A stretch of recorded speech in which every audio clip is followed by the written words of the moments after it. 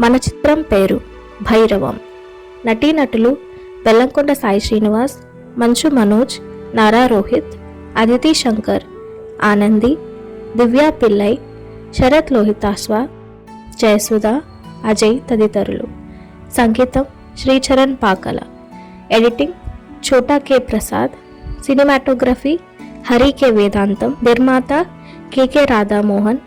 రచన RS Durai Senthil Kumar. దర్శకత్వం విజయ్ కనకమేదల. విడుదల 30/5/2025. ఇటీవల కాలంలో బాక్సాఫీస్ ముందుకు వచ్చి చెప్పుకోదగ్గ చిత్రం భైరవం. ముగ్గురు కథానాయకులు కలిసి నటించడం ఈ సినిమా ప్రత్యేకత.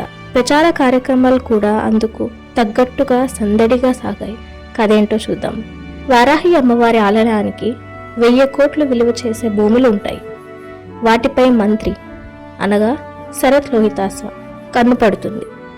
అందుకోసం తన బావమర్ది నాగరాజు అలియాస్ థియేటర్ అజయ్ని రంగంలోకి దింపుతాడు. అయితే ఆలయ భూములకు నగలకు గణపతి వర్మ అనగా మంచు మనోజ్, వరద అనగా నారా రోహిత్ రక్షణ కవచంలా ఉంటారు. ఆ ఇద్దరు ప్రాణ స్నేహితులు. ఒకరి కోసం మరొకరు ఏం చేయడానికైనా సిద్ధపడతారు.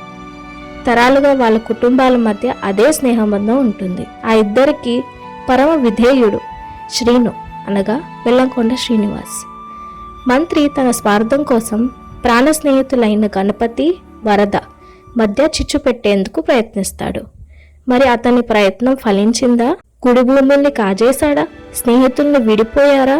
వాళ్ళిద్దరికీ విధేయుడైన శ్రీను ఎవరి వైపు నిలబడతాడు? శ్రీనుని ప్రేమించిన వెన్నెల అనగా అదితి శంకర్ ఎవరు అన్నది చిత్రం కథ. కథ ఎలా ఉంటుందంటే స్నేహం, విధేయతతో ముడిపడిన కథ ఇది. 2 కుటుంబాల మధ్య తరాల స్నేహం, ఆలయ భూముల నేపథ్యం ప్రధానంగా సాగుతుంది. బలమైన భావోద్వేగాలు, డ్రామాని పండించేందుకు ఆస్కారం ఉన్న కథ.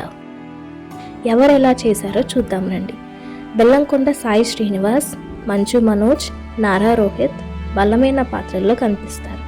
ముగ్గురు మధ్య సన్నివేశాలు సినిమాకి ప్రధాన బలం. తమ నటనతో పాత్రలకి తగిన ఎంపిక అనిపించారు.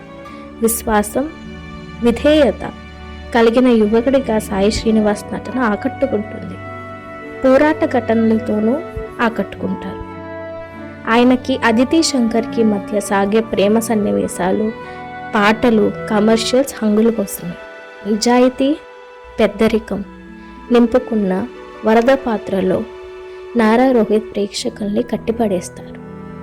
మంచు మనోజ్ రీఎంట్రీ అయిన కొన్ని చోట్ల బిగ్గరగా సంభాషణ చెప్పినట్టు అనిపించిన వ్యతిరేక ఛాయలను గణపతి వర్మ పాత్రపై తన ముద్ర వేశారు.